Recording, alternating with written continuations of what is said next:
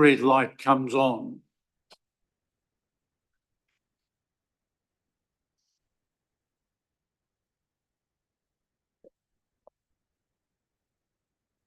Well, we're on air. Welcome, ladies and gentlemen, to this meeting officially identified as being a meeting of the Hearings Committee, although there are other councillors who are here who will take part and ask questions. I'm chair of the Hearings Committee, Councillor Jim Hopkins. With me are the other two members of the Hearing Committee, Councillor Courtney Linwood and Councillor Jim Thompson. We also have in attendance, I think, the chair of the Waihemo Community Board and the mayor and Councillor John McCone. Certainly the mayor and Councillor McCone will ask questions and involve themselves in the hearing process. I did actually have conversations with the mayor prior to this meeting starting and discussed who would chair it, because I felt that it was appropriate that we respected his office and perhaps as a appointed member of the hearing committee, he could have taken part as chair, but he has opted to be involved but not to chair the proceedings. So I shall do that. I will say at the outset that we have a number of people who wish to present submissions, and they have been allocated 5 minutes each. We do have a bell, and I'll get that to be rung at 4 minutes. So that will indicate to people that they have 1 minute to conclude.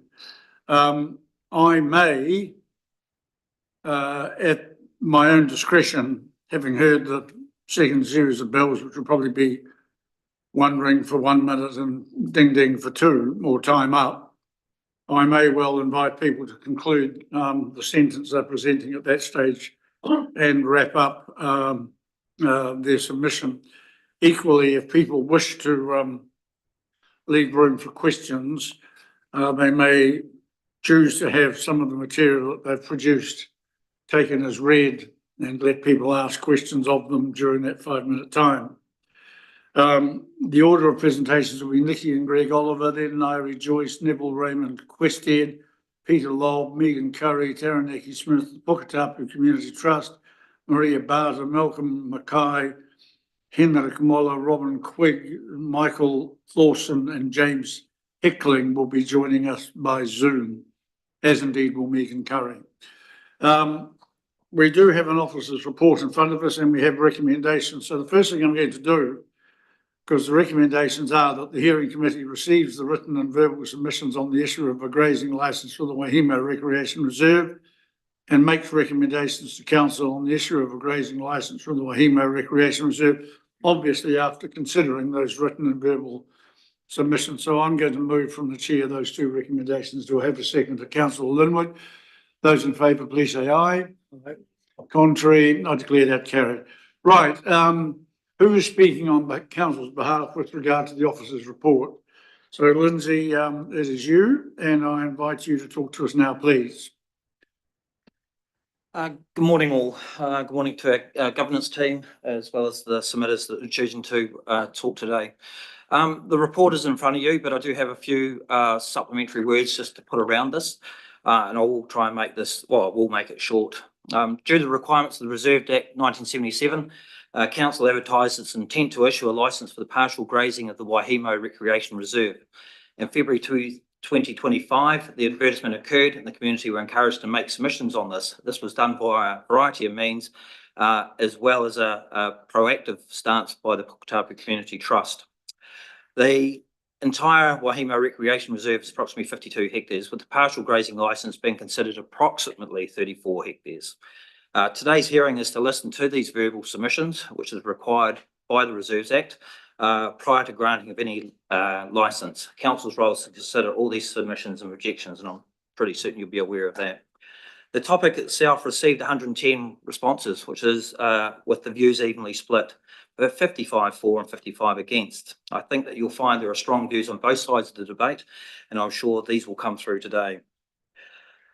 There are other topics mentioned by the submitters to support each of their views, with some of the themes including the proposed walking track, biodiversity, application of the Reserved Act, as well as financial considerations. We had 15 submitters expressed an interest in talking to their submissions, and unfortunately, 2 of them are unable to be available today. Whilst there is contrasting views, several common themes and threads did emerge. Acknowledgement of the ecological value of the reserve, recognition of the Oliver's family historical involvement, agreement on the need for effective weed and pest control, a desire for increased transparency and clarity from council, and support for some form of restoration, and the differences lay in scale and timing.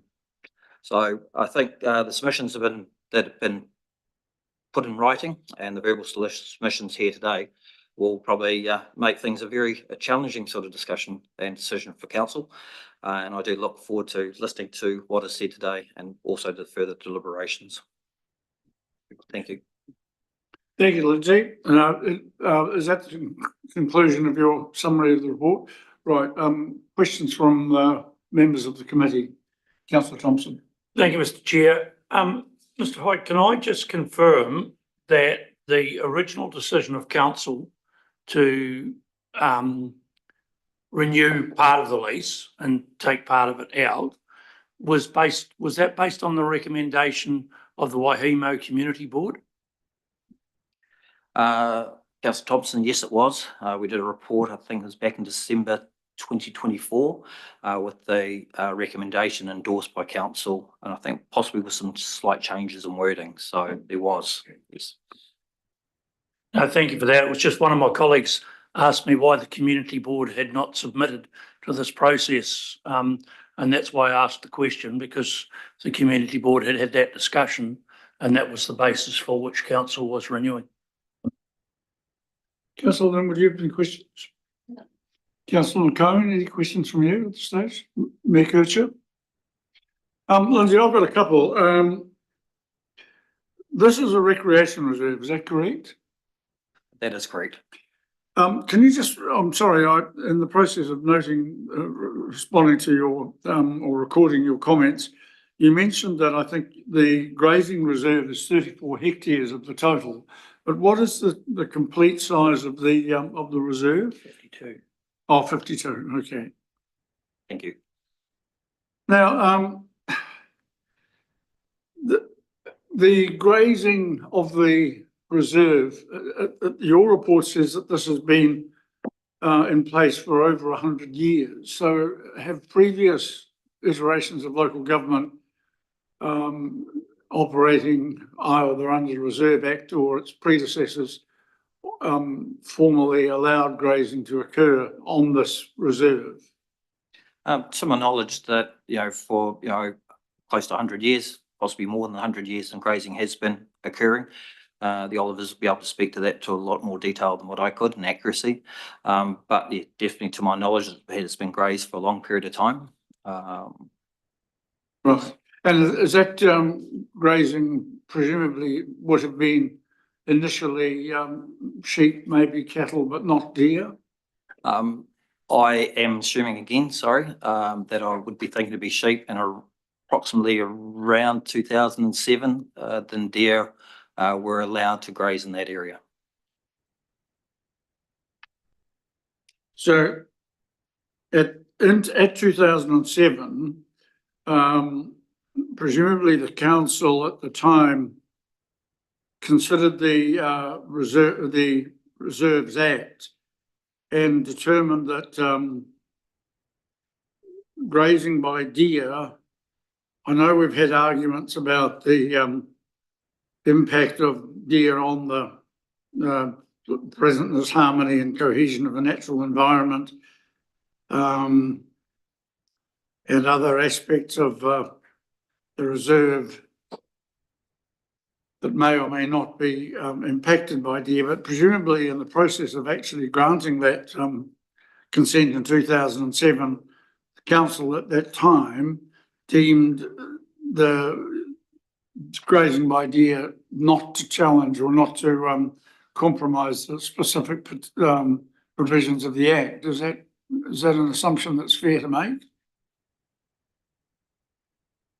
To be fair, I cannot honestly answer that accurately. I understand that council officers gave permission subject to the grounds still being left in good condition. And yeah, that's as accurate as I can possibly get it without doing any further research. I believe that we have found some documentation does support permission to allow deer to be grazed in that particular area. And it's been suggested that there is no right to have grazing now because the 2016 agreement has lapsed last year, expired in June 2024, where allegedly it's been suggested that we've extended it on a month-by-month basis, but that I think it's claimed by some people that either in January or February of this year, we terminated that agreement. Is that correct or not? We have been operating on a month-by-month basis since the expiry of the current licence until a determination has been made on the future of the reserve. It has taken a long period of time and is a process to follow. But we have been operating on a month-by-month basis with the existing leasee. And we still are? Yes, we are. Yes. So you're satisfied that the arrangements are vires and that the council and the leaseholder are both protected by legal agreements that are in place? A discussion with the property team, yes, I believe that is the situation. So yeah, month by month until we determine on what that future steps look like regarding whether we continue to graze the area in partial or any subsequent decision after that. All right, thank you very much. We might come back to you at the conclusion of the verbal submissions that we're going to hear today, to see if you have any additional comment you wish to make on the council's behalf. Any further questions from any members of the committee? Councillor McCone? Councillor Lewin? Councillor Thompson? Just a matter of clarification, Mr. Chair, in your figures, I'll just go back to the fact that the proposal is that the 52 hectare lease will be reduced to 31 hectares. I think you had 34. Oh, right. Okay. Well, I apologise for that. I must have misheard you, Mr. Hyde. No, I did say 34 and I said approximately 34. So it's a couple of extra rugby fields in that one. So is it 34 or 31? I measured the indicative boundary just this morning, so it came to 34, but I put approximately in my introduction earlier on.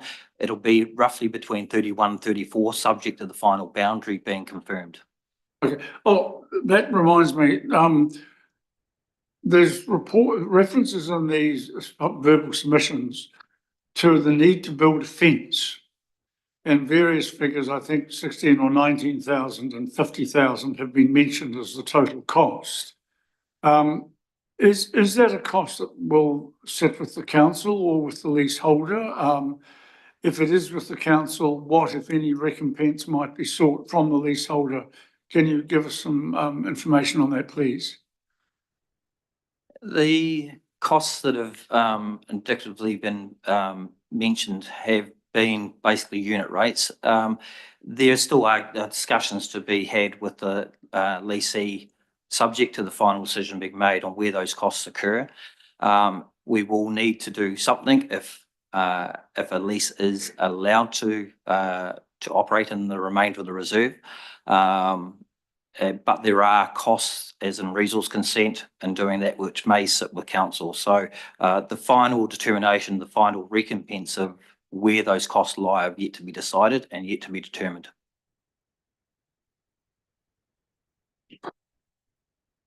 Thank you.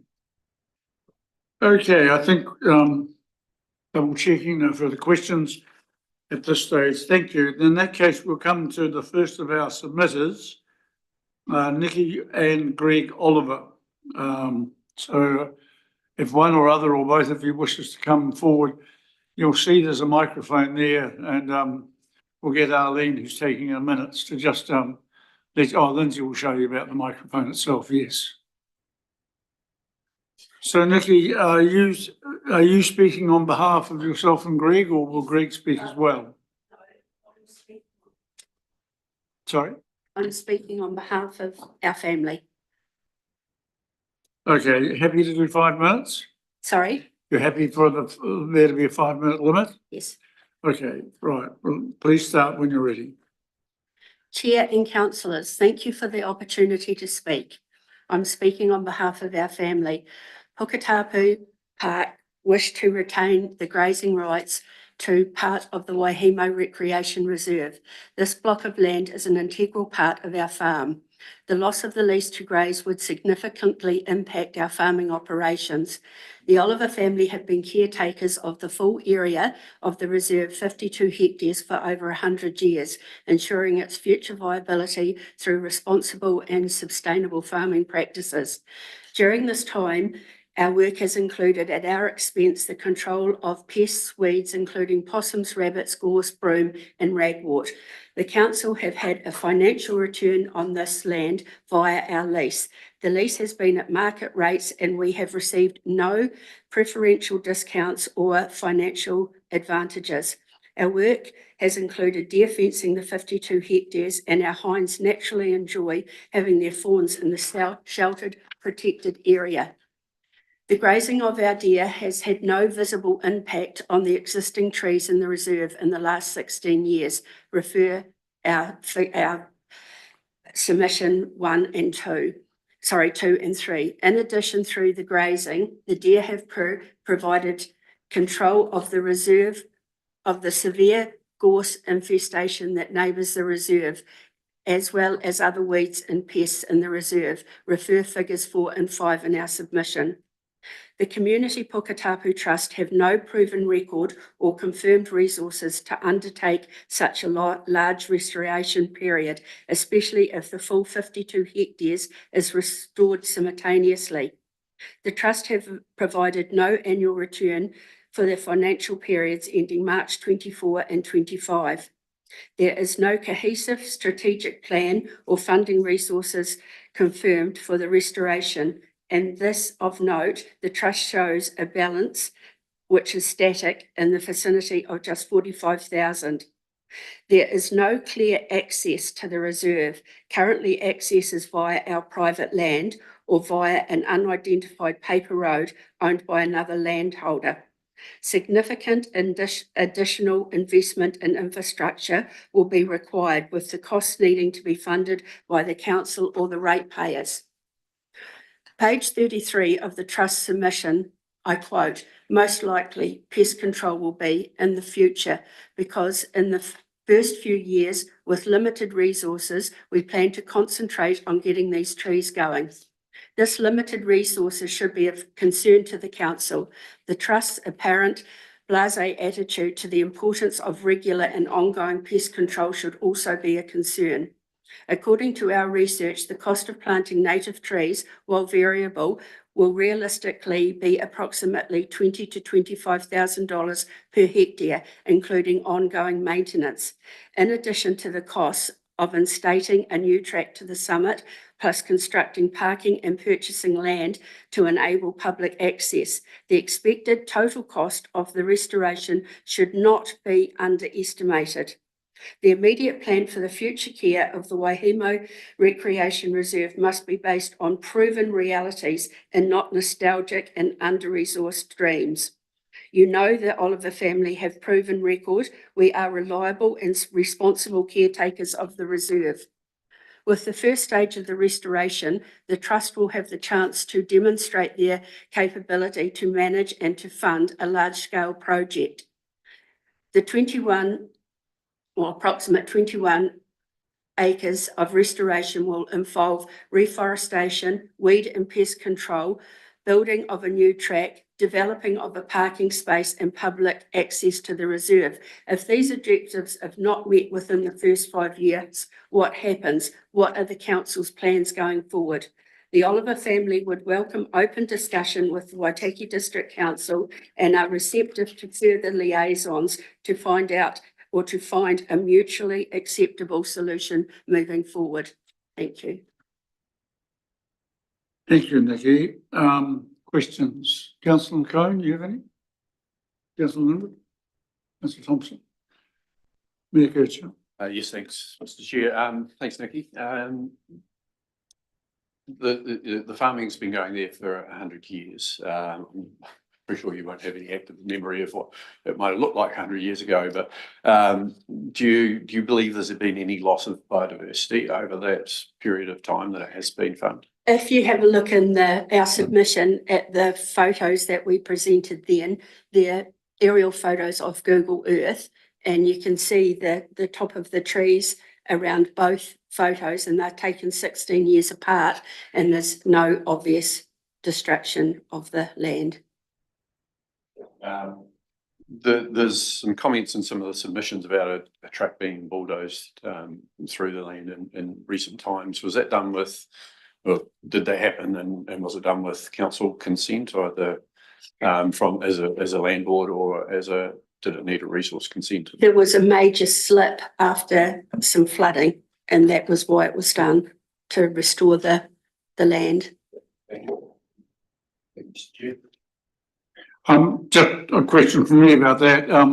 Did the council, I mean, I understand you just said it was as a result of flooding. Did the council know about it, and did they say yes, or did you just do it? I can answer that. I actually put it in to spray gorse on our boundaries are in a huge way. It wasn't safe. I actually rolled a vehicle trying to get over there, so I just fired ahead and done it with my own dozer.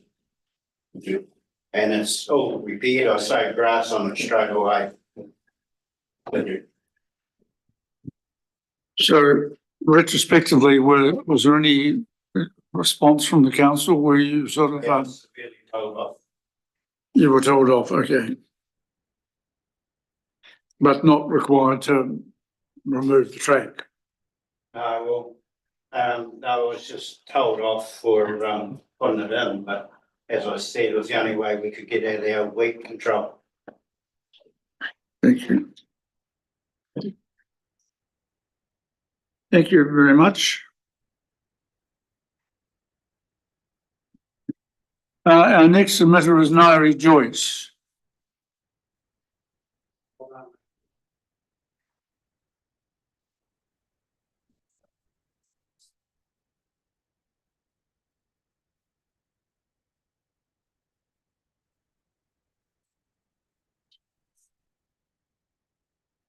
Nairi, if you just, is the microphone on? I can't see from here. Right, so 5 minutes, are you happy with that? Yeah, Okay, off you go when you're ready. well, I'm Nairi Joyce from Waihemo. I've lived there for 40 years, over. I've been a contractor for 58 years, and I'm a farmer as well. So that's about me. And this is all new to me, so I won't do the things probably right. But I think we shouldn't go ahead with this as the current viability of the economical time we're having. And this is a large area of land that requires a lot of volunteers, and I'm in a lot of volunteer clubs, and I find it's not very easy to get volunteers to look after such a large area. So I wouldn't recommend it. Most volunteers are in my age group now, and we're finding it more difficult to do things like spraying. And spraying's got to be done by people with handling certificates. And I imagine an area this large, 52 hectares, would take a lot of upkeep for volunteers. And the area hasn't all, you've got your bush, but you haven't got a canopy like the West Coast has that you need a lot more. I haven't got the right word, but you need a lot more to keep the ground in right conditions. And I know all ratepayers in this council and the Waihemo area having difficulty paying rates now, as well as the regional council rates, that I'm sure that no member of the public have got lots of money to waste. Well, it's not wasting, but to use for something that looks nice. But I would imagine in 10 years, it would be covered in gorse and rubbish, because we bought part of, it was the Waitaki Council's Henderson's pit at Dunback. And I think it was, I'm not sure on the acreage now, but it was covered in gorse for 30 years. We tried to buy it. We eventually got it.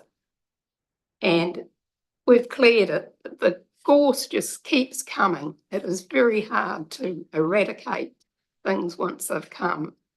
And I'm sure if this land goes into a reserve, it won't get the necessary treatment to keep it like it is now. And it'll also be a place for rodents to multiply, and probably young teenagers to get on bikes and fly around and do things. So that's about all I can say in my thoughts. All right, thank you very much. Now, one thing, I noticed you've got some handwritten notes here. Perhaps I don't know if you wish to produce those. I know we've got the written submission from you. Nikki, I wonder if we could have the statement you read provided to Arlene, please, so we could get a copy of that. Thank you very much. And questions for Nairi. Councillor McCone, Mayor Kircher, Councillor Linwood, Councillor Thompson. I think Thank you, Nairi. Thank you very much indeed. Appreciate your contribution and your engagement with the process.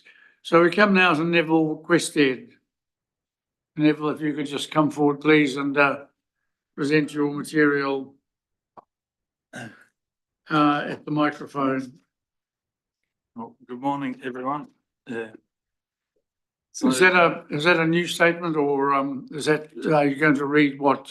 It's similar to my submission, but it was in total disbelief when I was told the Oliver family's deer grazing licence was under threat of termination on the southeastern side of Puketapu.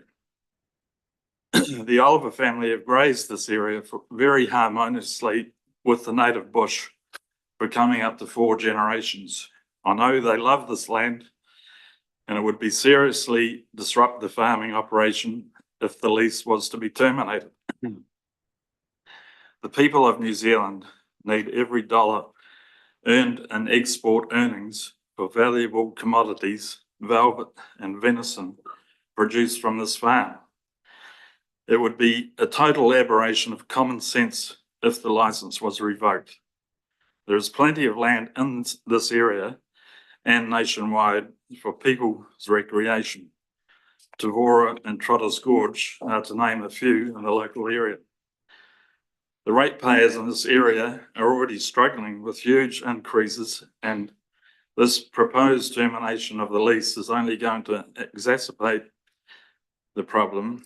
Fencing costs, noxious weed control, loss of income from the lease, forming and maintaining a walking track. I have been informed that the Waitaki District Council has already spent over $40,000 on consultants, surveyors and other designers, and one wonders how many ratepayers are aware of these costs. This is totally scandalous and shows how out of touch with reality the promoters of this reserve are. New Zealand needs more hard-working people like the Olivers, producing valuable exports to help balance the books. The Olivers have also spent a lot of time and money on planting native bush in other areas of their farm, and it will look very spectacular, the whole area, very soon. A better option for a walking track up Puketapu must be able to be found without ruining people's livelihood. The old abattoir block nearer Palmerston would be a far more logical area. Having viewed the property again on Friday firsthand, it would be an absolute travesty if the deer grazing is terminated. It is perfect grazing for the area, perfect grazing area for deer, and deer are having a very low impact on the native bush.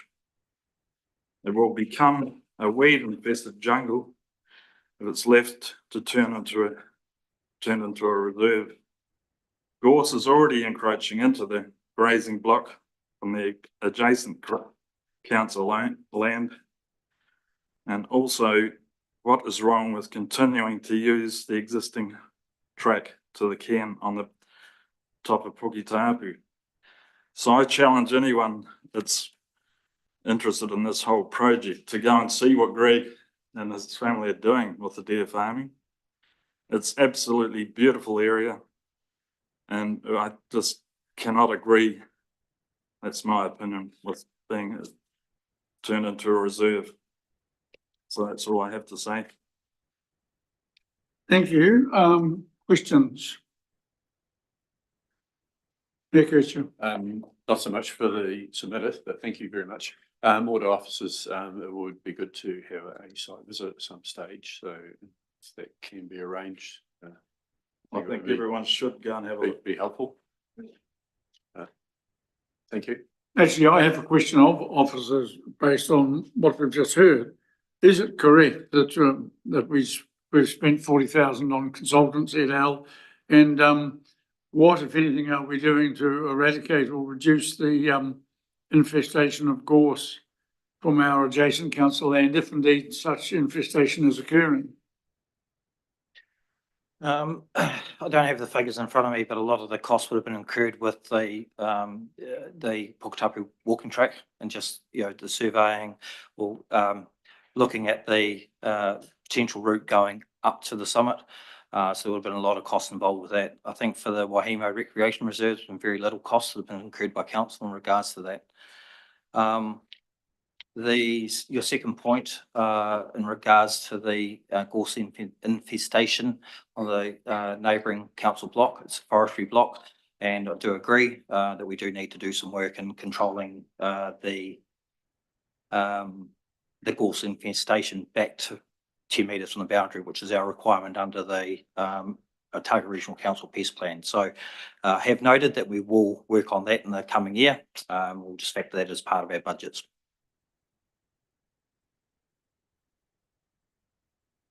I've got a letter here with the costs if you want to see it.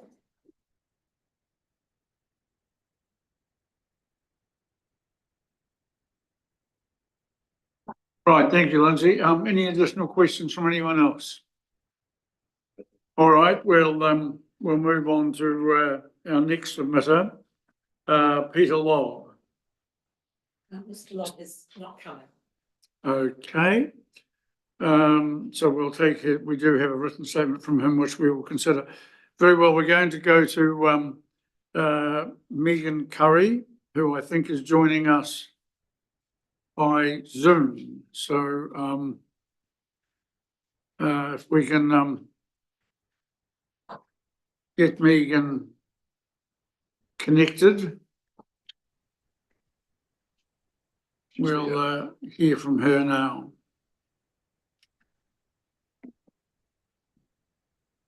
Just letting you know, Megan, we have your written submission, so I don't know whether you were intending to produce new material or simply to read that. If you were planning to do the latter, you may wish to summarise it rather than read it all and allow time for questions, but that's entirely up to you. The 5 minutes is yours, so you do with it as you see fit. Thank you. There won't be any new material, but there will be just a summary in my own words of my own submission. Very well. Please proceed. Not sure if I've already been introduced, but my full name is Megan Curry from Christchurch, Canterbury. I'm an active visitor of the area from outside, obviously. So I'm speaking today in stand for the licence in the Waihemo Recreational Reserve to be retained. As someone from outside the region, who has enjoyed the track on several occasions, have found both the area and the track and the facilities to be really well maintained and thoughtfully managed, and it was a pleasure to visit.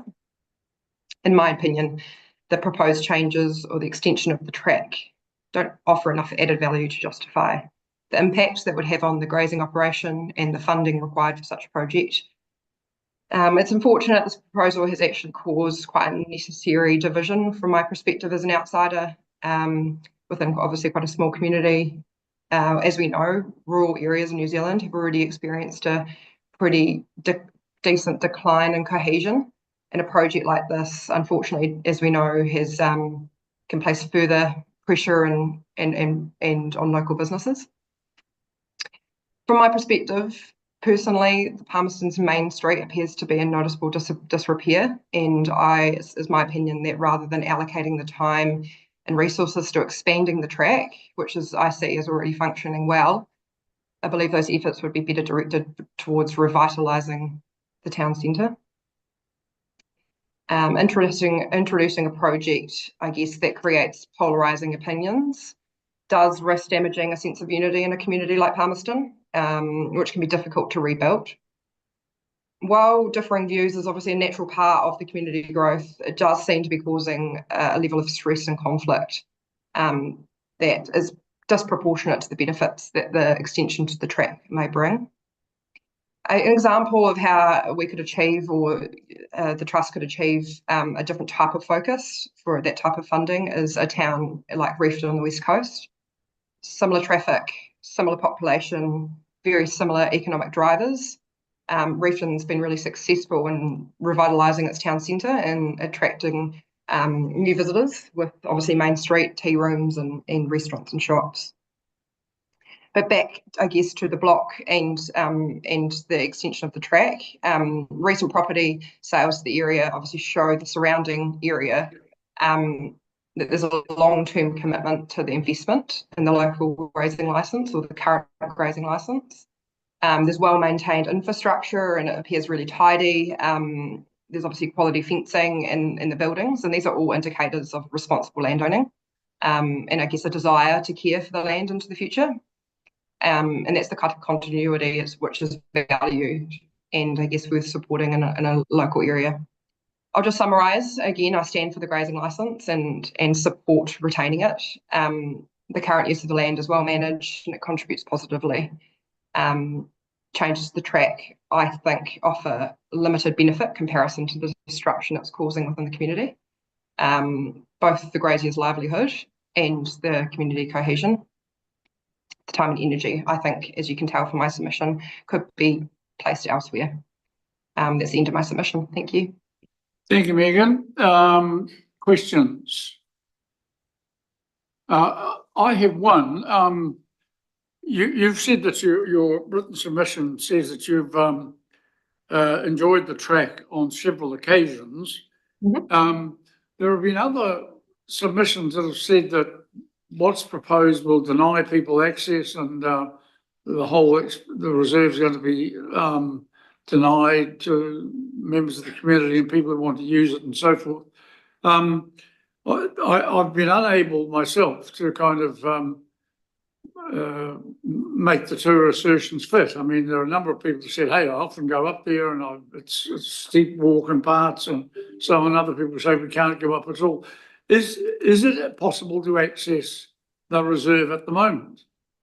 From the lookout in point, your experience? Yeah, it is. I've actually been in for a couple of ways, and a couple of times the farmers actually helped me on that track as well, with access to getting there from a higher point as opposed to from the bottom of the car park where the lookout point is. Okay, so if this, it is your view that if this proposal recommended by the community board and currently under consideration by council, it is your view that it would not prevent people from accessing the reserve? Is that your view?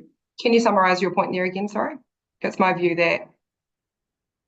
What was the question? Could you repeat it, please? Well, is it your view that if the proposal that you've advocated, the maintaining of the reduced amount of area with the grazing licence, if that were to be the final outcome, is it your view that that would not prohibit or prevent access to the reserve for people like Correct. yourself who wanted to get onto it? Yeah, correct. Yeah, there's a couple of Thank access you. points. Yeah.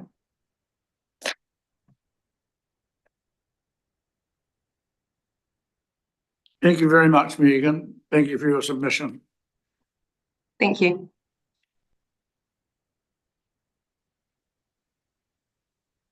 All right, we come now to our next submitter, and that's Taranaki Smith.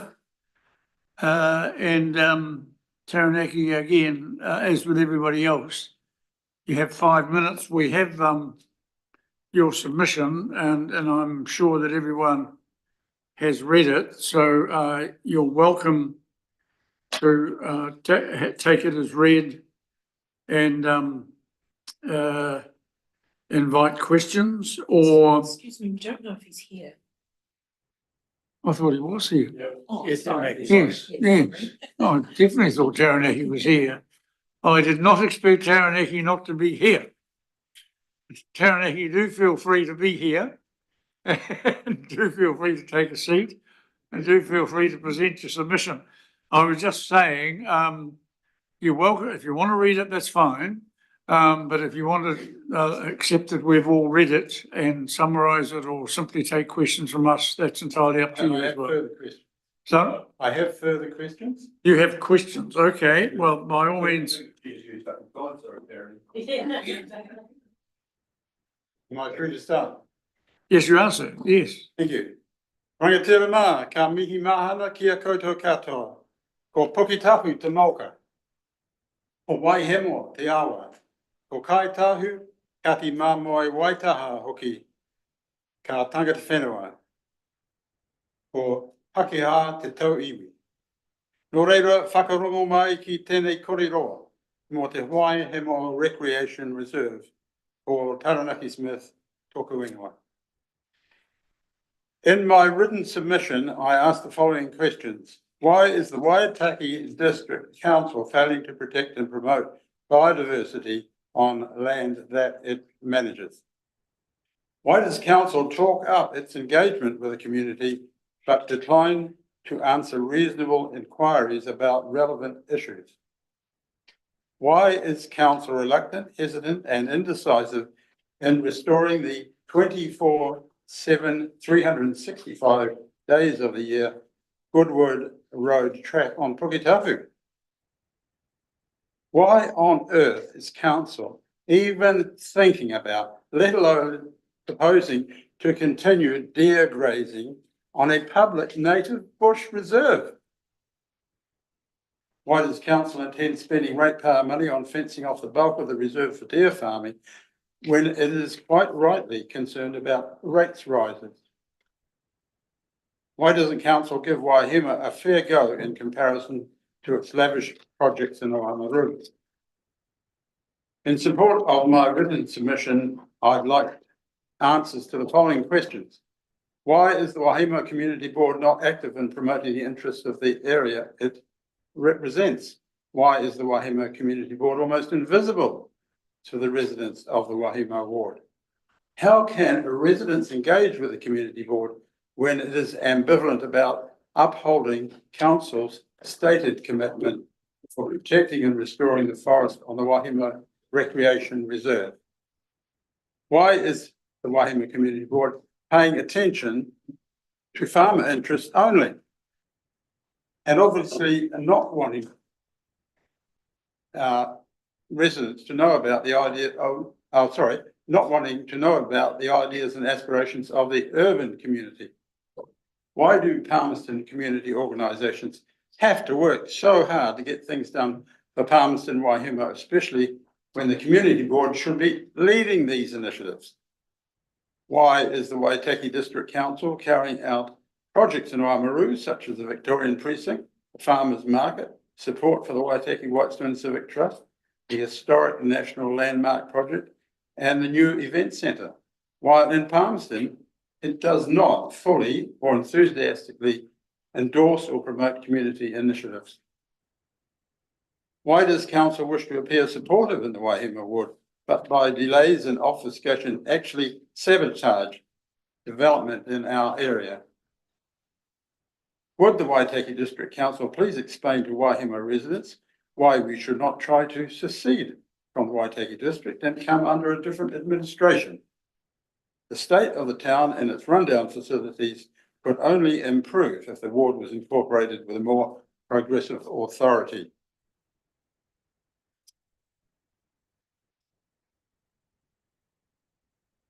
Back to the current issue, it is very important to protect the existing trees on the Waihemo Recreation Reserve as a seed source for regenerating the forest.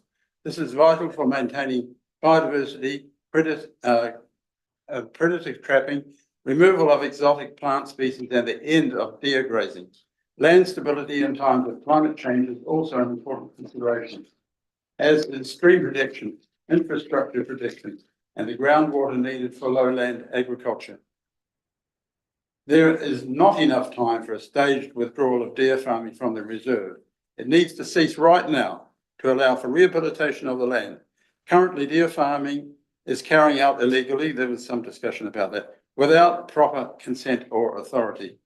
I am not qualified to comment further on the legal situation, but I believe there would be consequences about what is happening at the moment from a legal point of view, and WDC should be aware of that. I urge them not to give in to narrow sectional interests that seek to make private profit from public assets. Moreda, kia tika. Be correct. Kia puno tonu. Be truthful. Kia maya, be brave. Tēnā koutou, tēnā koutou, tēnā koutou katoa. Thank you, Taranaki. This is a deal of new material here, so if you can make that available to Arlene so we can consider that in conjunction with your written report, I'd be grateful. Heather, a series of questions were put to this hearing about the community board not being allegedly active, allegedly being invisible, allegedly being ambivalent about biodiversity and farming. I feel it's only fair, given that the questions were asked, rather than us answering on your behalf, you may feel the desire to answer on the board's behalf. And if you do, please do so now. I'm happy to reply on behalf of the board. Councillor Thompson has also indicated he will speak on the board's behalf, but Heather, you go first if you wish. I'm quite happy for Councillor Thompson to speak on the board's behalf. Thank you. You sure about that? Very sure. All right, Councillor Thompson. Thank you, Mr. Chair. The first thing, Taranaki, I would take umbrage at having to sit through a whole lot of accusations that are totally subjective. As someone who's sat on the community board for the last 4.5 years, I haven't seen anything anywhere near what you allege. And I would suggest that when you come to talk to decision makers, we would find it far easier to deal in the realms of objectivity rather than subjectivity. I can give you an example. I went to the December community board meeting last year on the 2nd of December, and the councillors volunteered to answer what I put forward under the Officials Information Act. I heard nothing since then about that. Also, I wrote a letter to Mayor Kircher, and he came to the meeting saying that he would reply to my letter. And unfortunately, I know he's a busy man, but I haven't had no response to that either. So this is the sort of thing I'm talking about. All right, okay. A question at a meeting and a alleged response to a letter doth not of itself make for the blanket suggestions or challenges you put forward. The challenges, however, are your view of the community board and its positions, and you're entitled to that, to take that view. And it's probably up to you and the community board to engage with each other in an attempt to resolve them if either party so chooses. Mayor Kircher, you've got a question or a comment? Thank you very much, Mr. Chair, through you. apologise to Taranaki for not getting back to you when I said I would. So I knew that this process was happening and felt that the right course of action was being taken. So as far as the Puketapu Trust and the track proposal, this has all been part of that, has the ongoing discussions around potential purchase of land to help that project happen. Unfortunately, you used up a lot of your time talking about a whole lot of things that actually aren't relevant to what we're discussing today. Today is about Puketapu Reserve, throwing a whole lot of accusations around what's happening or not happening, despite the fact that there's a lot of aspects where per capita more is spent in Palmerston and Waihemo than it is in the Oamaru ward. And I can talk a lot about some of those examples that you've given. If we've got the wording of all those things, I will reply to all of those separately because they're not part of what we're talking about here today. And I'll leave it at that. We'll hear the rest of the submissions, we'll consider the written submissions, and we will come up with a decision on the reserve, which is what this is about. Thank you. Any further questions from any other members of the committee? Councillor McCone, do you have any questions? No? Councillor Linwood? Councillor Thompson, you made a comment before on behalf of the board, but do you have any questions? No. Okay. Just let me double check. I want to be sure that I don't miss a question now. Oh, yes, Taranaki, there was a question I had. If you want to return to the microphone, please, so that we can record this, because the proceedings are being recorded. You made a statement right at the start. You said, why is the council failing to protect biodiversity? One of the things that has occurred to me looking at the Reserves Act and the various provisions that parties in favour of preserving the grazing lease and parties opposed to preserving the grazing lease have cited are a series of provisions in there which offer certain discretions to the council. And I'm wondering whether, having studied the Reserves Act, as I'm sure you have, you would agree that the very fact that a deer grazing lease has been issued would signal that, at least to the council's satisfaction, that the granting of such a lease doesn't compromise the protection and character of the reserve and biodiversity and so on that is provided for in the Act, which also allows for the overseeing authority to make such discretionary decisions as it sees fit. So would you accept that, at least from the council's point of view, it has considered the Act and doesn't regard the grazing of deer specifically as a failure to protect, by allowing the grazing of deer as a failure to protect biodiversity? I would accept that the council has made that deliberation and come up with completely the wrong answer. Yeah. How ridiculous. Oh, that's fine. Is it? So you raise deer on a native bush reserve. Yeah. Nonsense. Ridiculous. No, I accept the point that you believe it's the wrong answer. What I wanted to establish was whether you were also willing to accept that at least the matter had some consideration. And what you've just said is you do accept. Well, I just said that. Yeah, I know you did. Yes. That you've given thank you. Thanks, Taranaki. Thank you very much. Thank you. Who's speaking on behalf of the Puketapu Community Trust, please? Myself. Sorry, sir. Hamish. You're Hamish McFarlane? That's correct. Okay, right. Yes, please. Thank you. Just checking, Lindsay, is it possible to get those photos put up? Not quite yet, but what signal shall I use? Just say which photo you want and I'll. Awesome. Yeah. Thank you.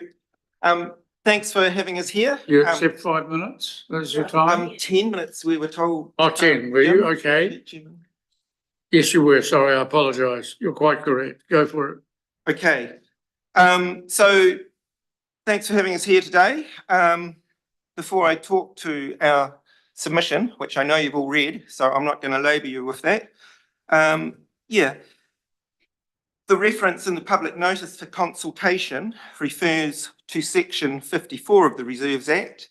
This is incorrect.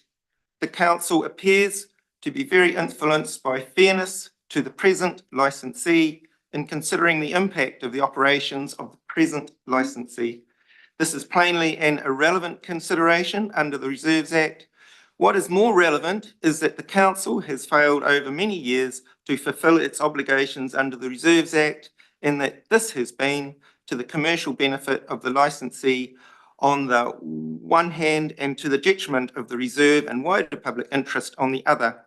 Perpetuation of that commercial advantage and public disadvantage is obviously not an outcome intended by the Reserves Act. The full terms of the licence are fundamental to proper consultation. Council's failure to provide a full draft licence precludes the ability of the public to comment meaningfully on whether the Reserves Act is being complied with. The requirement in section 73, clause 4, to specify requirements and make relevant submissions.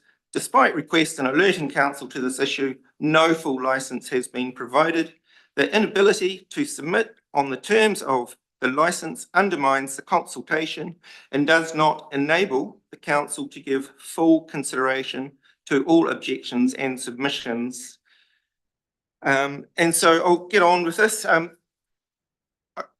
had personally, I'm chair of the East Tahoe Catchment Group, and I have been for several years, and I'm also on the community rep on the Te Hakapupu project. So yeah, we have discussions around biodiversity a lot, well up to date with what's happening currently. So yes, there's been quite a disparaging comment about the capacity of the trust in terms of its ability and knowledge. So I just want to give some context to that. And for the trust, most of us have been involved in community activities, make things happen, and well-proven track record there. So if I may, I'll get on to the grazing licence. The expired grazing licence signed in 2016 has a clause 9, and that states very clearly 1 month's written notice from either party ends the agreement. For the last 9 years, near enough, it's been on a 1 monthly basis. It's been a temporary contract. There is no mention at all or any implication that Waitaki District Council has any obligation towards the licensee other than that it's a business deal, plain and simple. Over the last 9 years, it could have ended at any time with written notice. And as a business, it's the responsibility to have planned for that contingency. There is nothing we can find in the Reserves Act, the RMA, or Waitaki District Council Reserves Management Plan or Biodiversity Strategy that suggests otherwise. Absolutely nothing. Council obligation is to comply with New Zealand law. This is what a disciplined and respected administrator would do. To do otherwise creates a precedence. Our society and communities function by rules and following those rules. There has been the suggestion that Waitaki District Council has to act in a neighbourly and benevolent way towards the licence holder. Seldom is it suggested that the Waitaki District Council should honour its obligations to the Crown and the public of New Zealand. There has been no access as required by the Reserves Act, contrary to one of the earlier petitioners. The flora and fauna within the reserve has been and is being damaged. It's not protected. The geological feature of the Puketapu Moanga itself has been damaged by an unauthorised bulldozed track. The landscape has not been protected. At a local government level, can you vote a change of national policy or legislation on a temporary or permanent basis? You have to follow the national policy and legislation. You have to follow the rules. To do otherwise is divisive. Is there a continuing confusion on which part of the Reserves Act applies? If it is section 54, that excludes farming. If it is section 73 or 74, then yes, the reserve is required for the purpose for which it is gazetted, and that is a recreation reserve. Just check there.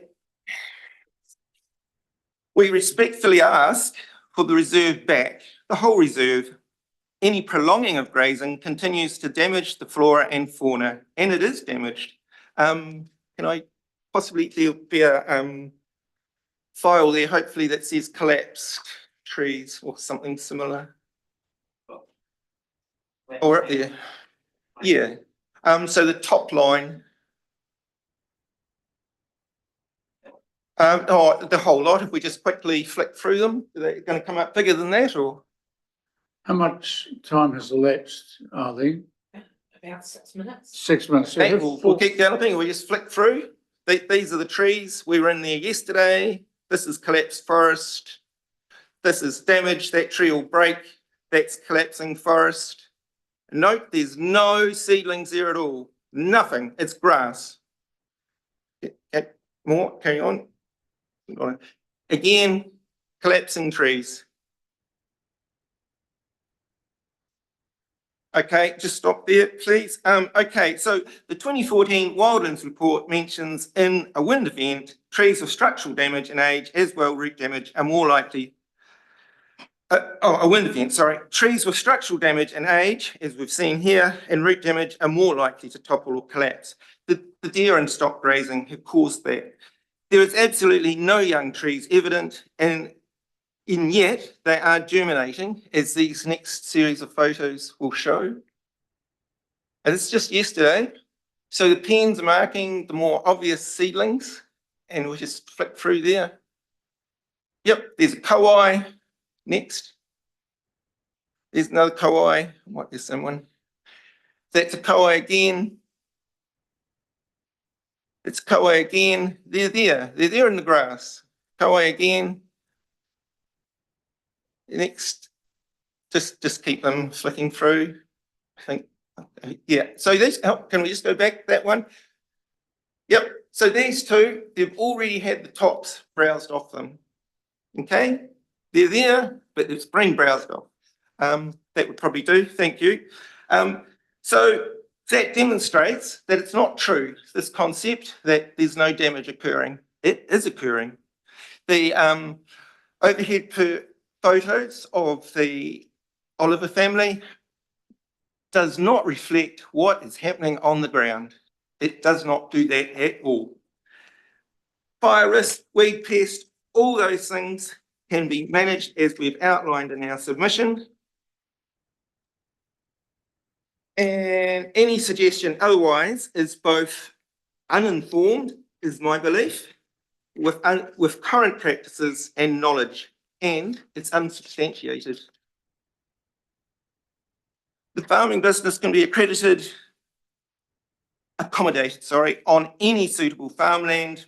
Bushy Park, right across the road, for example, 2 submitters in support of the licensee could easily fit in room for 300 hinds, easily.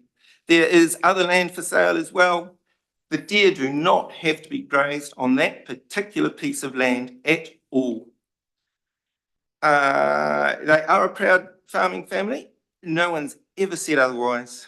They set a high mark, but this is Crown land and it's set aside for public use and enjoyment.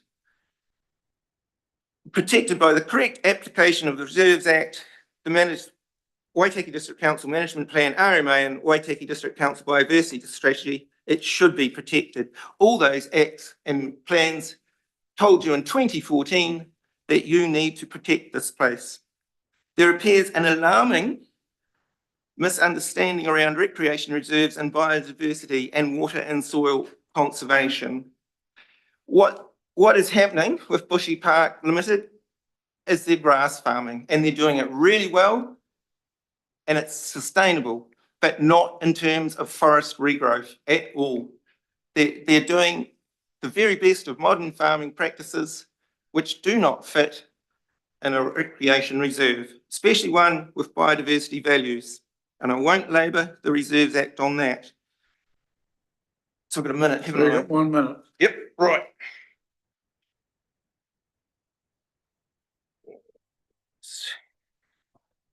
those questions on.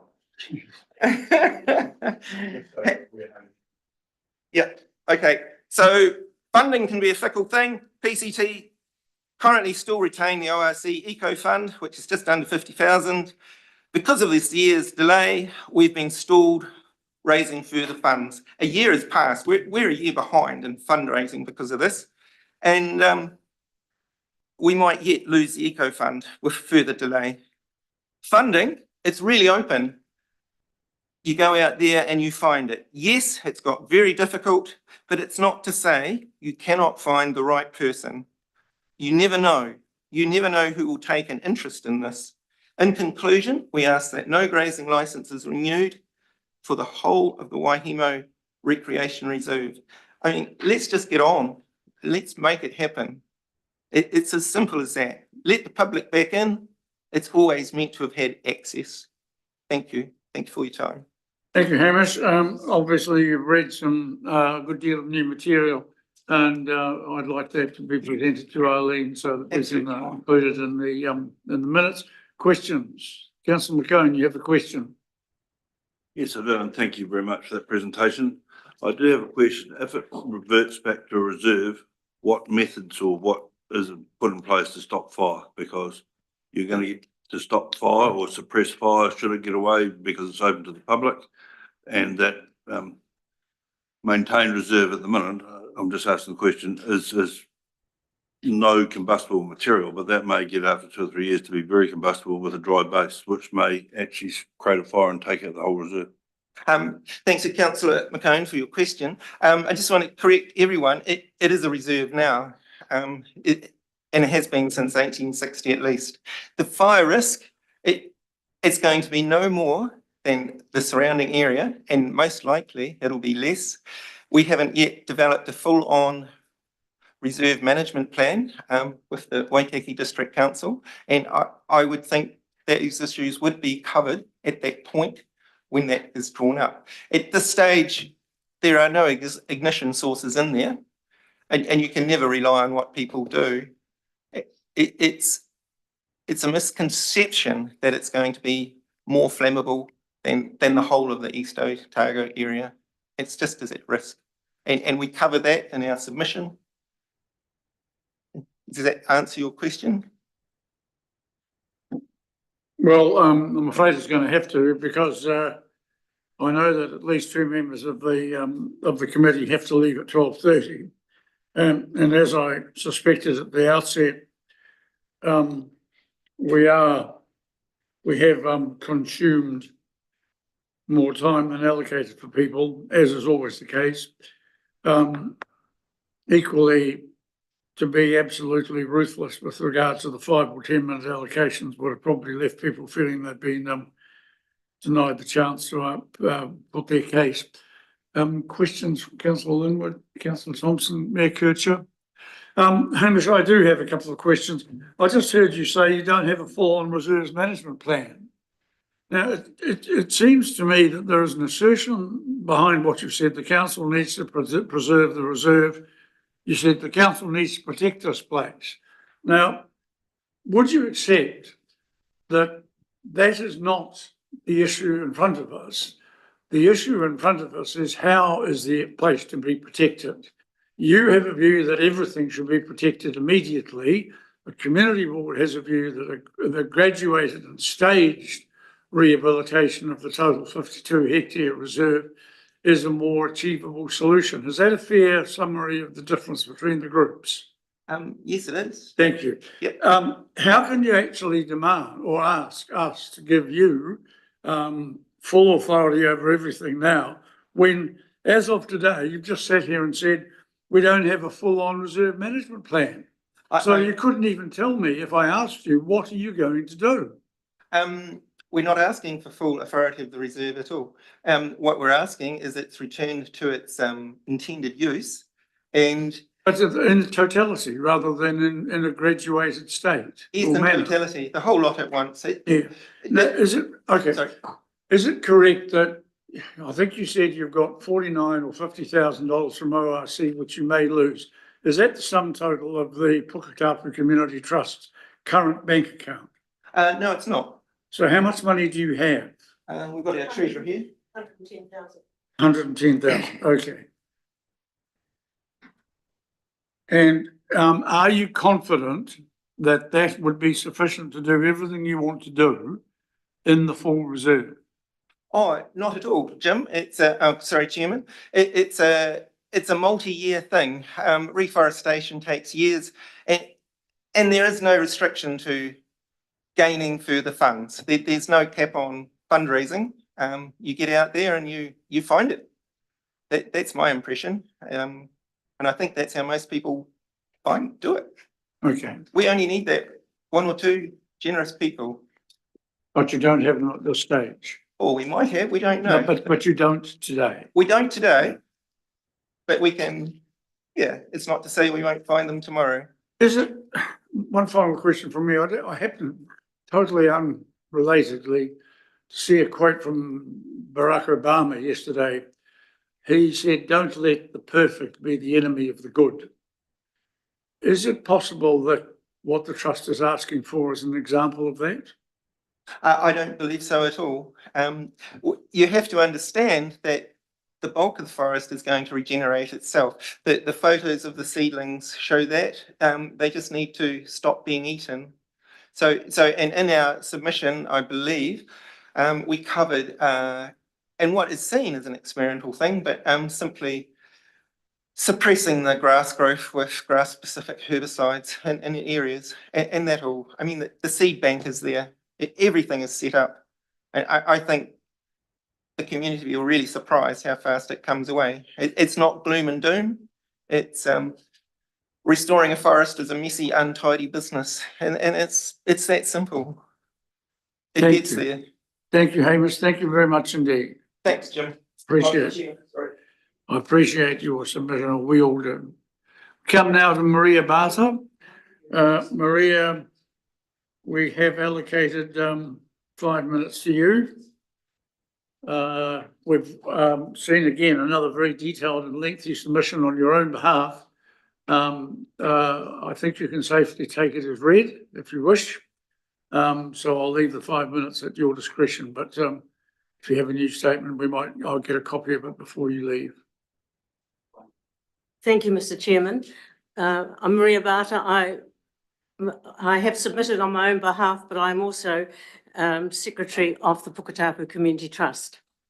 To the Waitaki District Council, the only directive a local authority has from central government is to manage the resources under its control according to the laws of the land.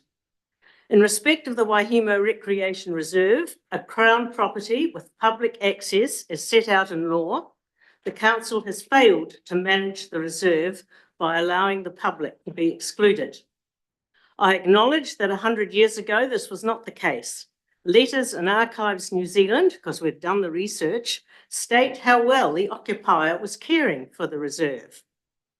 However, since the erection of a deer fence around the perimeter of the reserve, this excludes both public access and almost completely destroys native vegetation. I won't go further, Hamish has already covered it.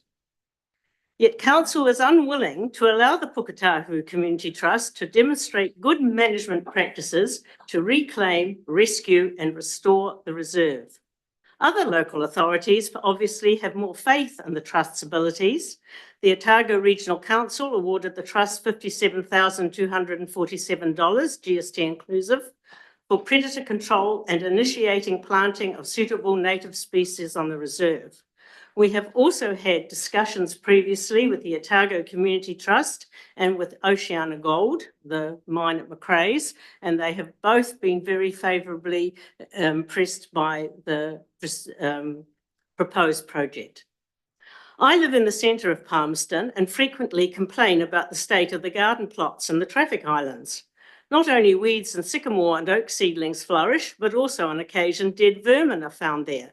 Obviously, the gardening contractors do not consider removing them as part of their contract.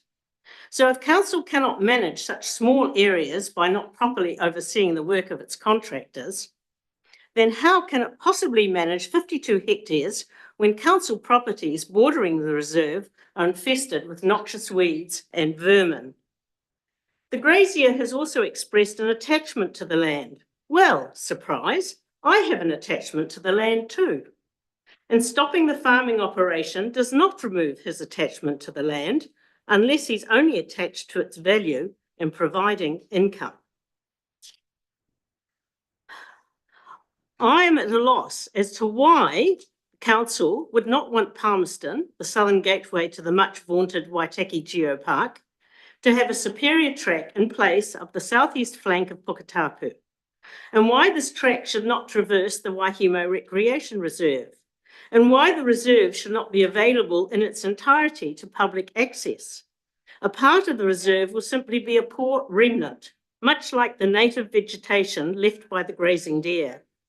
What is required now is sincerity and belief from council that a community group can gather together the person power to manage the whole reserve. This submission requests that the whole 52 hectares of the reserve be released in one parcel so that proper and effective management can be put in place. And if it takes a small volunteer community group to show the Waitaki District Council how to do that, so be it. I would also like to add to to my submission that we know that a large range of submissions have been submitted, and that's great in a democratic country that everybody can have their say. But I would ask the panel to consider the weight of experience and research and knowledge that is behind some of the submissions, and that may not be true of all the submissions. And I would also like to thank you, Nikki, for pointing out that Puketapu Trust had not submitted its 23-24 performance report. We had no communication from charities to say that had happened. It has now happened. Excuse me, sorry, it's been suggested by the mayor, and he's quite right. If you could address through the chair, please. So can you just repeat what you've just said? Yes, thank you, Mr. Chairman. Nikki had pointed out in her submission that the Puketapu Community Trust had not submitted their performance report to charities for the 23-24 year. We were unaware. We thought that had all happened. We had no communication from charities to say it had not happened, and usually they're very smart on that and reminding you that you have not submitted. And that matter has now been addressed, and our 23-24 performance report has been submitted and received by charities services. Our 24-25 report is not yet due. Thank you.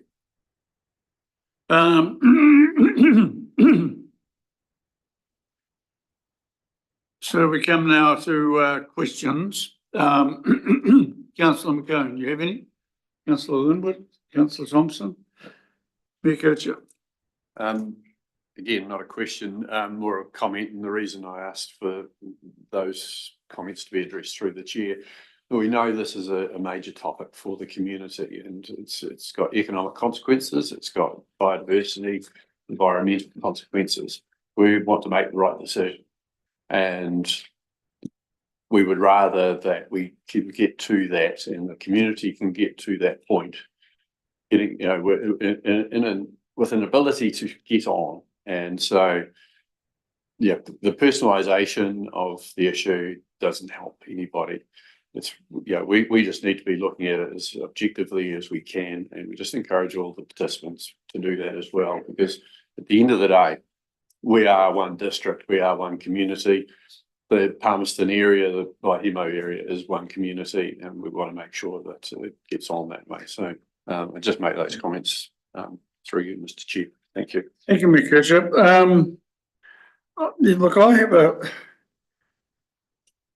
my question, I guess. Well, yeah, I'm tempted to make a comment about expertise based on some of the feedback we've had from members of the community, including a number of people in the Waihemo ward, regarding how they feel disadvantaged by the fact that experts can assert a greater degree of influence on RMA matters than lay people. But that perhaps is a matter that sits outside this particular consideration. Maria, two questions from me. Looking at the Act and the various sections of it that have been cited, it seems to me, and I think Taranaki acknowledged that, Mr. Smith acknowledged this earlier, it seems to me that the Act does allow councils to exercise discretion as to the way recreation and other reserves are administered. And it seems to me that there are provisions in the Act, various sections, that allow councils to impose such conditions as they see fit. And also, it would seem to me, given that there was no challenge at the time that the grazing lease was first granted, that the council must have considered the Act and decided that the protection of biodiversity wasn't compromised by the granting of the licence. Is that something that you accept? In other words, do you accept that the Reserves Act is conditional rather than absolute in terms of what it requires councils to do or not to do? I accept that it can be, notice my wording, please, it can be conditional. Yes. I refer to the fact that in 1920, and we have seen letters held in archives from 1920 through to the 1930s, that the occupier was commended for the way the reserve was being managed, because it stated specifically in the lease at that time that vegetation, particularly large trees, were not to be damaged in any way. Well, with the grazing practice that was in vogue at that time, that was carried out. We also have had verbal reports from people who were actually helped into the reserve over the fence by the occupier and were perhaps helped even further up the hill to the summit. We can't obviously put those down as submissions because they were just verbal reports that we have received, casual verbal reports. So it's what the issue really is that public access, by the erection of a deer fence, public access has been denied to what is a public reserve and was gazetted as such as far back in 1860. I cannot speak for the Palmerston Borough Council or the Waihemo County Council or whoever decided that grazing could take place in that reserve in 1920, and we cannot find any records as to that effect, and we cannot find any records, because council themselves have admitted to it, as to what happened when amalgamation took place. Okay. So we've done a lot of research, but there are gaps. But my final question, very quickly, your assertion at the end there was that you hope the council will show sincerity and believe the community group can manage the reserve, and if it takes a small group to show the council how that can be done, so be it. Why does your group disagree so fundamentally with the community board, which also represents the community and can claim the additional, if you like, security or certainty of being elected? So why are you at odds? I'm not at odds with the community board, Mr. Chairman. What I want to say to council, and community board as part of that, what I want to say to council is that by not releasing the whole 52 hectares, they're saying, and they're even, I think, diffident about releasing a much smaller amount, that a small volunteer group cannot find the volunteers. And Mrs. Joyce, in her submission, made a fact that, you know, the volunteers are mostly people in our age group. Well, we would beg to differ with that. We would beg to say that there are people who are genuinely and passionately interested in biodiversity, in preserving native flora and fauna, etc., etc., etc. And we say, yes, we can find those people. Yes, we can find that funding. Why don't you just give us the opportunity to do that? We're not at odds with the community board. What we want to say is give us the opportunity to do it. Thank you, Maria. Thank you. Thank you, everybody. Any final questions? The Mayor has made a suggestion. Malcolm will get you, I think, if you're able mind to submit, to do so now, because that will give us an opportunity to hear you for the next 5 minutes. The Mayor's suggestion, because of the lack of time that we have, because in theory this was an hour or an hour and 5 or an hour and 15, if we assume the presumption at the commencement of the meeting at 10:45. The Mayor has suggested that we adjourn today and reconvene at 4 p.m. tomorrow. Now, apparently all of the councillors who are here are going to be in attendance for tomorrow's Rural Travel Fund meeting, which is scheduled to finish at 4. So we could conclude the 1, 2, 3, 4 Zoom.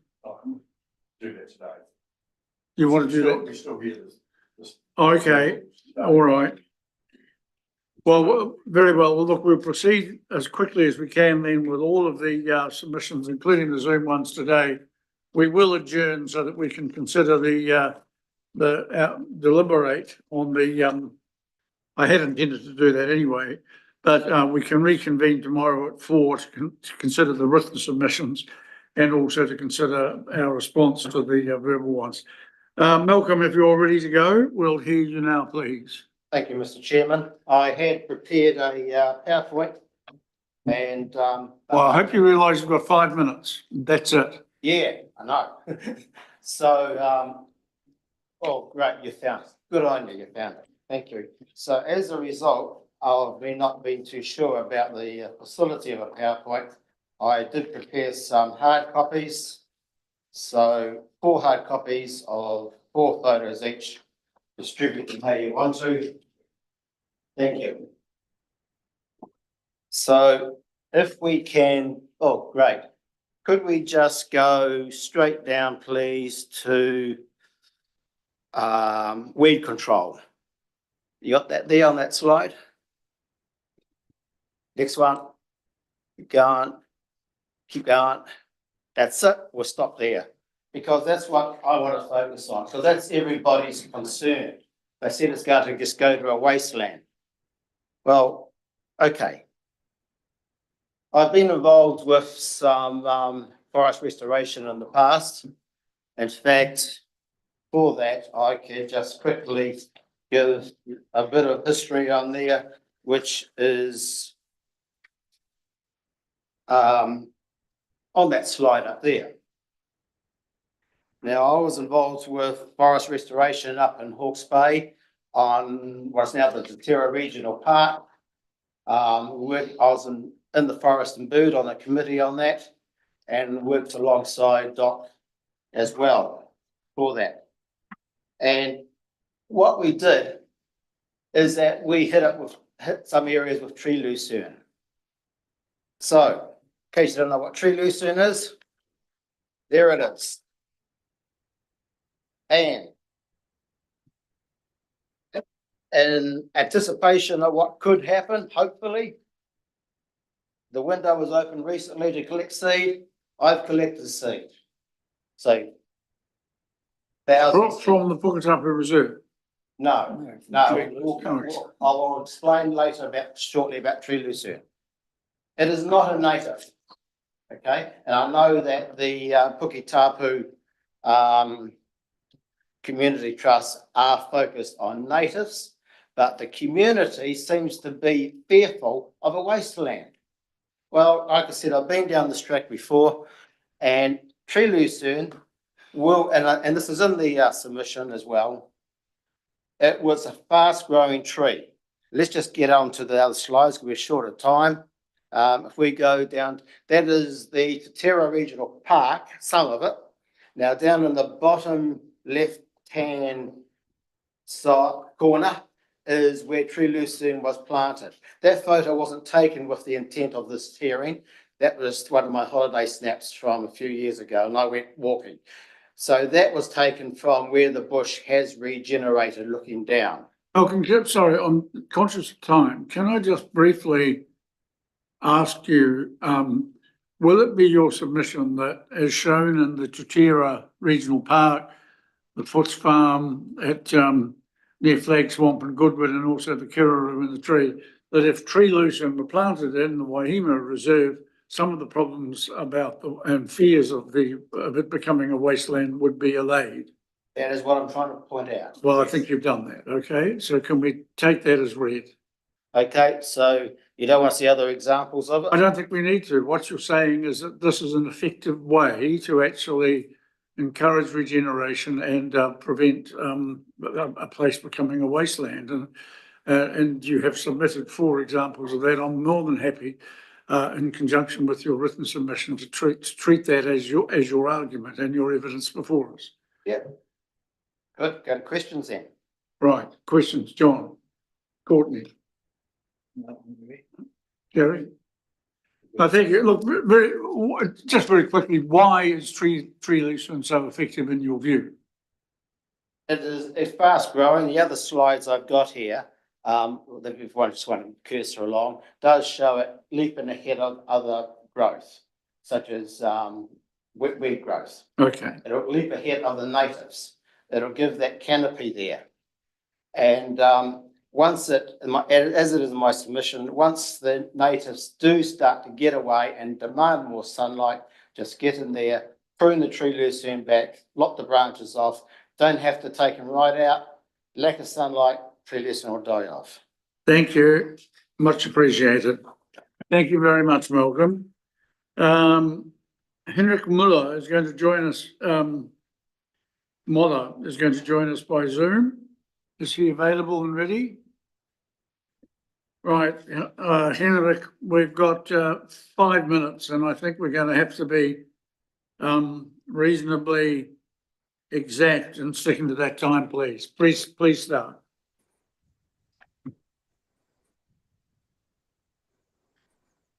Can you hear us? Kia ora, is it my turn? It's my name is Henrik Muller from Dunedin. Kia ora tātou, ngā mihi mahana ki a koutou katoa. Thank you for this opportunity to submit.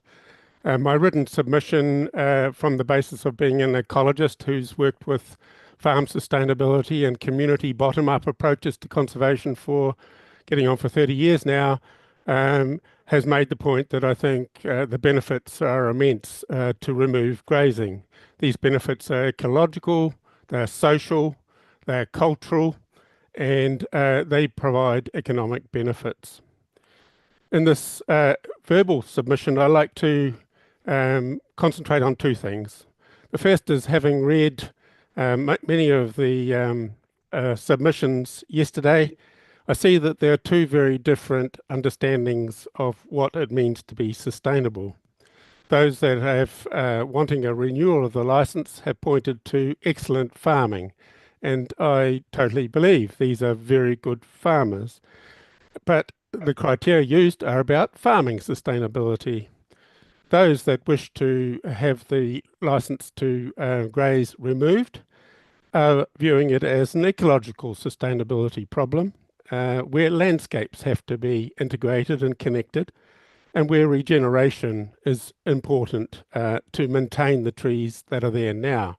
Without reinstating regeneration by removing grazing, many of those trees are going to fall over.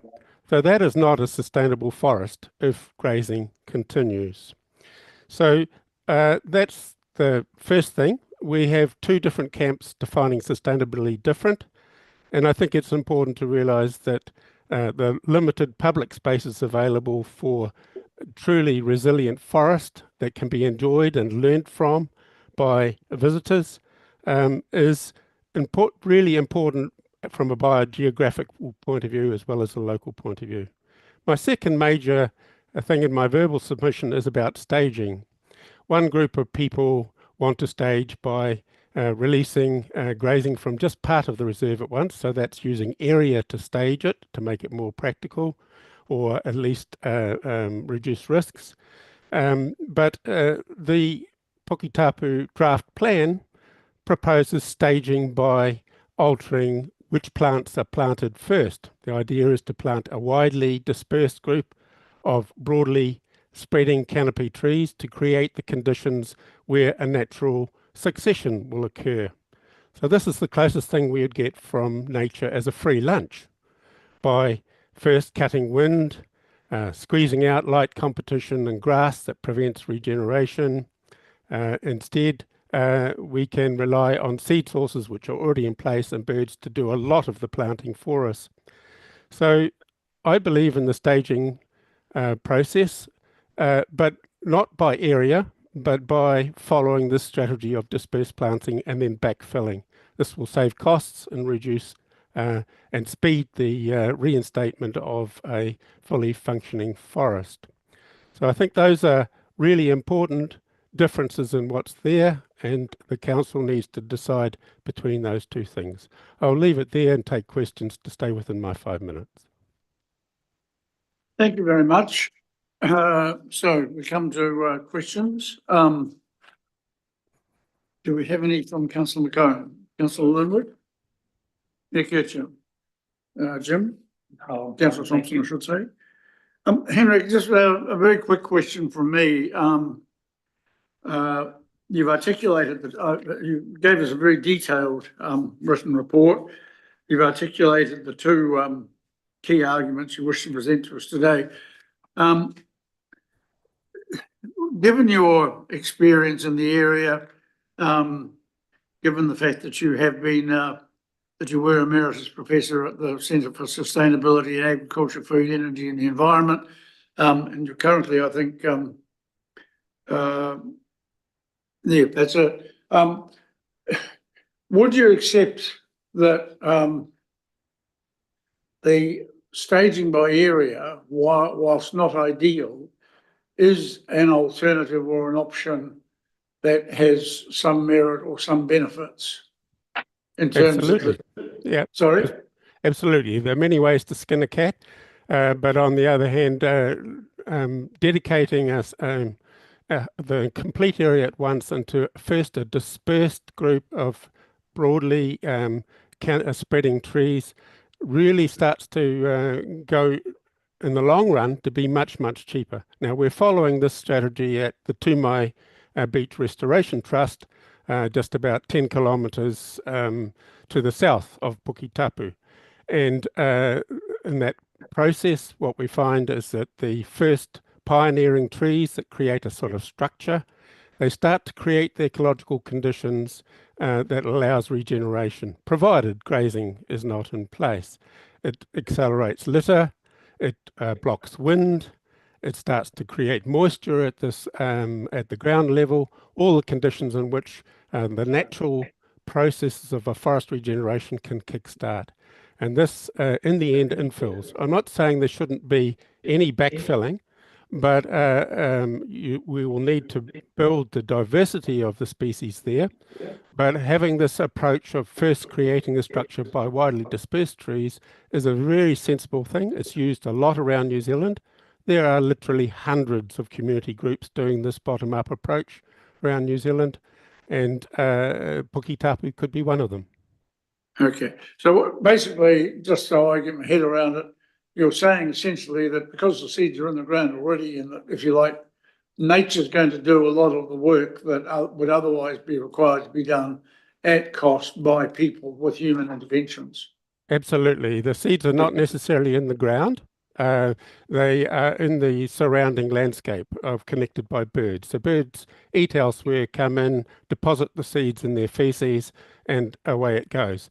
You need to have the right ecological conditions right on the soil surface and build a litter. And gradually a succession takes over, more and more species comes in, and it will find its natural equilibrium and grow into a resilient forest. There's no need to go in and spend an inordinate amount of expense to try to instantly create it.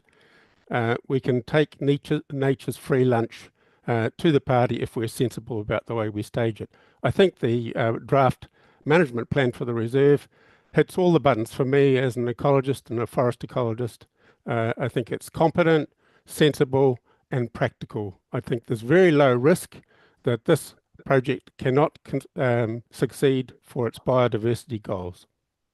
Thank you very much.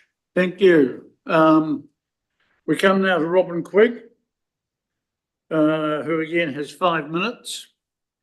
He is a certified, well, Robin is a certified resource consent commissioner with a doctorate from the University of Otago, and is currently a senior lecturer in public health Kia ora.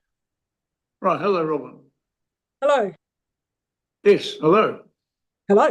You've got 5 minutes? Yes, I know, I said that. I've corrected myself. Robin, you have 5 minutes. We've got your reports or your written submission. You're welcome to read it, or alternatively summarise it and let us ask you questions.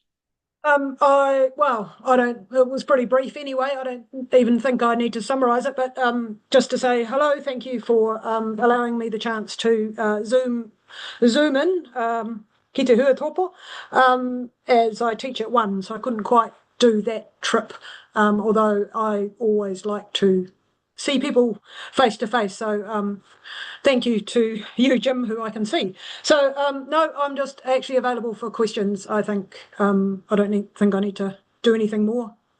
If anyone has any questions for me. Thank you, Robin. Thank you very much indeed. So we'll go around the room and ask Councillor McCone, do you have any questions? Councillor Linwood, Councillor Thompson. Thank you, Robin. I just noticed that you challenge us around demonstrating a partnership approach laid out under Te Tiriti o Waitangi. I'll ask you the same question that I've asked from representatives of Puketaraki Marae.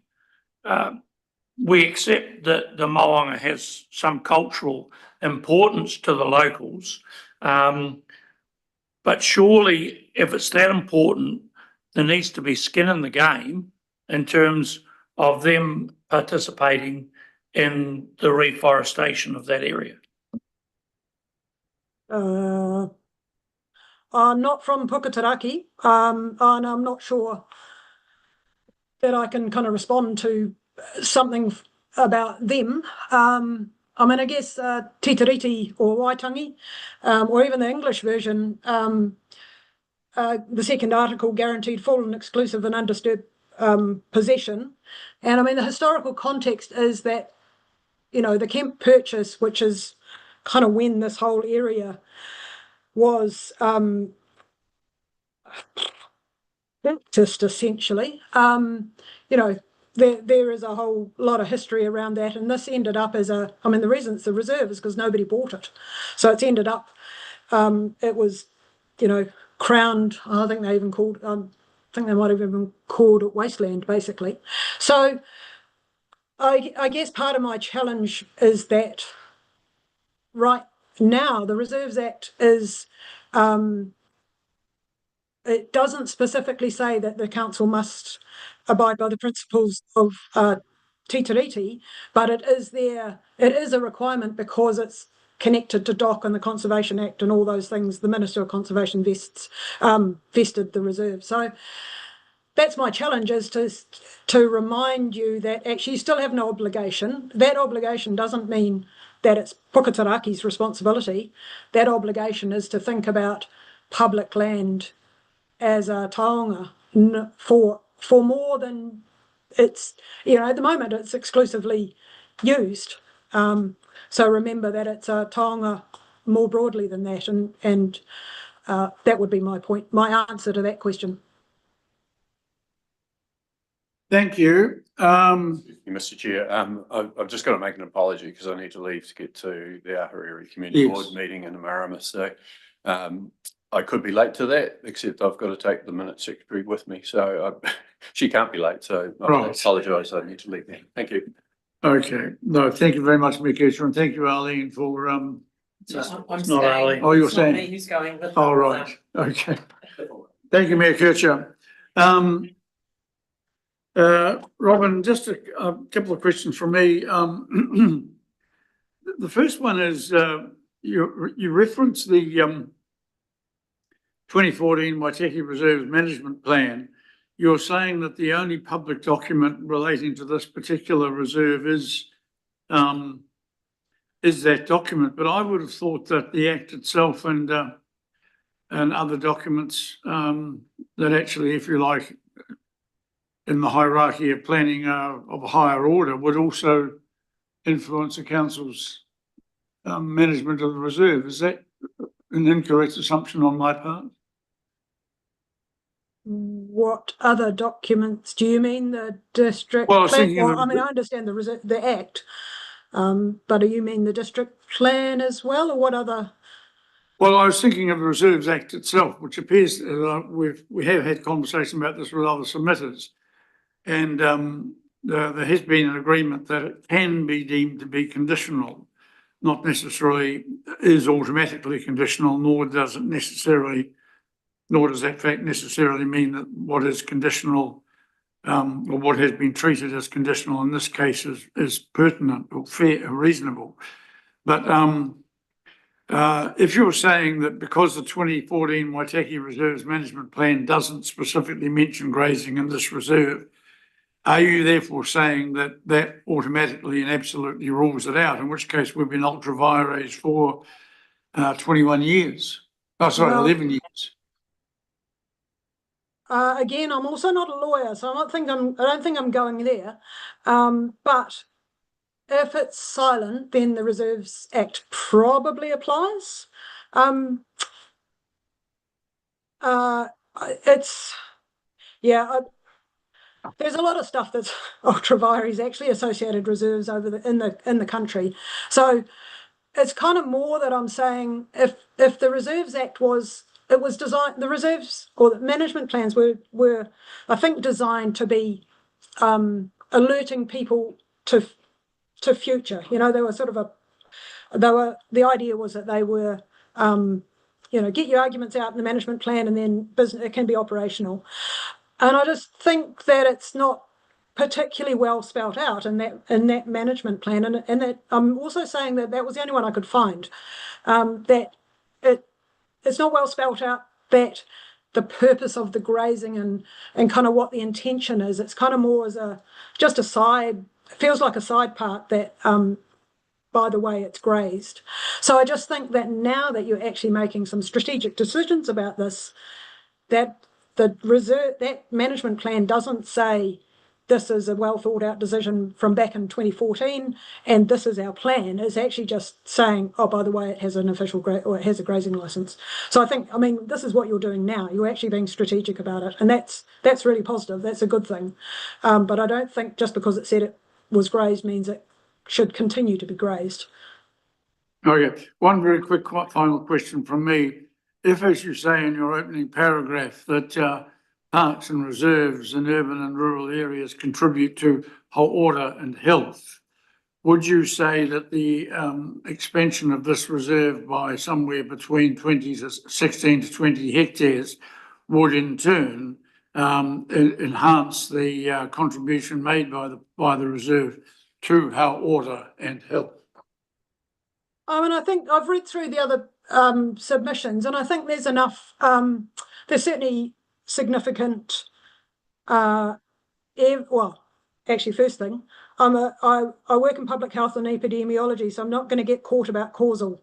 You know, just because it gets made bigger doesn't mean it's going to cause health to get better. But I do think that the way it is at the moment, it's not contributing to the health of the broader public, by being closed off essentially, as well as the detrimental effects of grazing on the Tane's children. I'm being asked to go down this road, so I will. So if you're thinking about it as a place of it was in the past as Marakai, as a place of food source for the community, it's not contributing in that way. Having said that, in my research, wealth associated with land, i.e. productivity and farming, is a really key part of being healthy. And maybe if it needs to be grazed still, maybe the offer is to be grazed in a way that's has a community benefit. You know, we are in a time of economic and hardship. Maybe that grazing could be to a community group if it has to be, if a way of management that the council wants is to graze. I'm not agreeing with grazing, but I'm saying maybe that your way of doing that is for public benefit, not for the private benefit that it has at the moment. Thank you very much. Thank you. I appreciate your submission, as indeed do we all. Thank you, Robin. Thank you for joining us. Okay. Ka kite anō. Thank you. Kia ora. We come now to Michael Thorson, who has 5 minutes and who's also joining us by Zoom.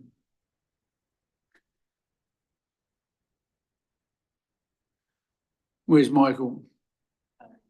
Yeah, he's there. It's just, Sorry? he's just camera and stuff on. Yeah. Right. Michael, welcome. You have 5 minutes, sir. We've got a very brief submission from you. 1, 2, 3, 4, 5, 6 lines. You would like to present your views in person? Go for it. Yeah, thanks for the opportunity. I'm presenting this as a private person, but I'm an ecologist of 30 years work in this area, and also as a recreationist, so have an interest in that public lands are used appropriately. First off, I just wanted to really register my discomfort at how the council has actually provided information to inform this discussion. I've not been able to find or see the claimed restoration plan, so that makes it very hard to make an informed submission on the matter. It may have been somewhere, buried in some link somewhere, but I've just spent the last half hour trying to find it and still cannot find it. So yeah, basically it's there's not enough information out there to make a really informed submission. I think if the community view is that it's been used for recreation and that's what it has been consented for, then it should become used by the community for recreation. Listening to some of the recent discussion and submissions, if the recreation activity the community is wanting to undertake is restoration planting and recreation associated with that, I support that. I agree with Dr. Muller before about that lots of community groups doing planting and doing wonderful stuff. I don't see that there is any reason why a community group couldn't replant that reserve. I've been following the media stories around this and understand that it's a fraught one, and also as a person who has a lot to do with farmers, I can have some sympathy for the person who's leasing the land and how that might suddenly change and how that would change his farm operations. So I think there should be opportunity to consider that, but I do not, from what I understand of the proposal, support a staged use of the reserve. I don't see any merit in that from a weed suppression point of view, and it would only hinder the restoration efforts and probably delay, rightful return to community use. So happy to take any questions. Thank you. Councillor McCone, do you have any questions? Councillor Linwood. Councillor Thompson. No, thank you. Actually, I might put a question to Lindsay if I can, if he's still here. Oh, you are, Lindsay. Here, sorry. I thought we heard earlier that that there isn't a restoration plan at the moment, because I think the trust said that it hadn't, because of the focus on this and other activities, it hadn't had a chance to develop that. But have we produced a restoration plan, or is it correct that one has not been drafted at this stage? No, through Chair, I know that in the past, in previous reports that have come to the community board, there was a biodiversity plan that was produced. I thought, and I couldn't find it before, because when I read the submission, I thought I was a bit curious on it, but I can't find anything on our submissions website that suggests that that was part of the documentation that should have been available to the community as part of this, but definitely in earlier reports then this was available. So if there are people that feel they'd like to see this, then we're more than happy to share this. And possibly to that is that the wording was that there was advice provided by the WDC biodiversity person, which I presume was some sort of report or memo or something that was providing information that should be provided to the community. Yes, I definitely don't disagree. Our biodiversity officer was quite an important part of formulating that report. We're more than happy to circulate with you. I'm not sure why that wasn't available. I thought it should have been made available on our website, so I do apologise. Was it a biodiversity plan specific to the reserve or to the ward more generally? No, it was specific to the reserve, and it was part of the, it helped formed our ideas on what a staged retirement could look like. Considering full retirement or partial or a 3-stage approach as well. So that was with a full rehabilitation or reinstatement, and a partial reinstatement and a 3-stage reinstatement. Is that correct? Or just my memory now, I don't know if I was talking about reinstatement, but I was just looking at how it could be retired and looked at in a sustainable way. Yes, the grazing retired. Yes. Yeah. Okay. Thank you. So you'll put that up on the website now, will you? Is that what you've just said? I won't be able to put it up straight away, but I'll make sure we do share that around to the submitters. So I don't think that's any particular problem. I can definitely put it up, arrange for our comms team to put it up on the website so there is access to that, and circulate that around to the governance team as well. Yeah, I think it might be helpful if we're going to deliberate on the matter tomorrow at 4. It might be handy if we could have it by then, or have it on through convene. Thank you very much, Michael, for your submission. And thank you for being involved in the process. We come to our last submitter of the day, Jamie Hickling. Mr. Hickling's not online. Is he present? No. So it looks like he's not attending. So we'll just double check. Bear with me.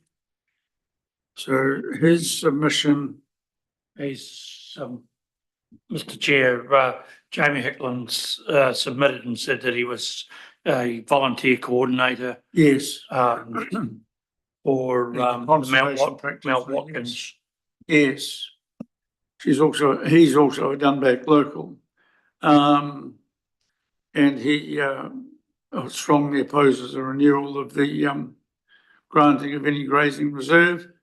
And his submission is that the grazing reserve not be renewed.